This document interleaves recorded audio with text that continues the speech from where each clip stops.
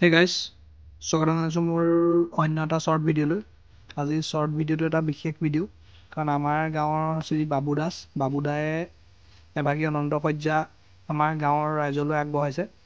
তাকে আজি অনন্ত শয্যাভাগ উদ্বোধন কৰা হৈছে বাবুদাৰ ঘৰৰ ফালৰ পৰা। দেখিছে বাবুদাৰ তাকে ধূপ জ্বলাই উদ্বোধন কৰিছে আৰু এই অনন্ত শয্যাভাগী বনাইছে মৃগাংক দাই।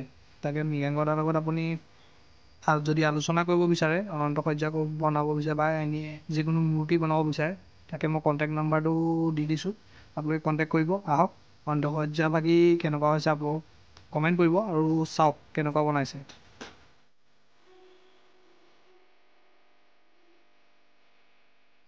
সেয়াই মৃগাংক দাই তাকে আমাৰ শেষৰ সময় যি প্ৰতিমূৰ্তিভাগ ৰং কৰি থকা দৃশ্য আপোনালোকক দেখাইছোঁ।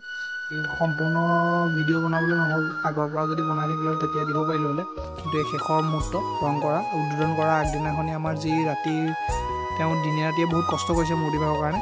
তাকে কিমান কেনেকৈ পইচা পৰিছে, কিমান পইচা দিবলগীয়া হৈছে তেওঁক, সেইটো বিষয়ে বাৰু নাজানো মই, কিন্তু আপোনালোকে যদি নামঘৰত যিকোনো মূৰ্তি বনাব বিচাৰে তেতিয়া তেওঁৰ লগত কণ্টেক্ট কৰিব পাৰিব। তেওঁৰ নাম্বাৰটো মই দিয়ে দিছোঁ ওপৰতে, আপোনালোকে তেওঁৰ লগত পাতি ল'লেই হ'ব।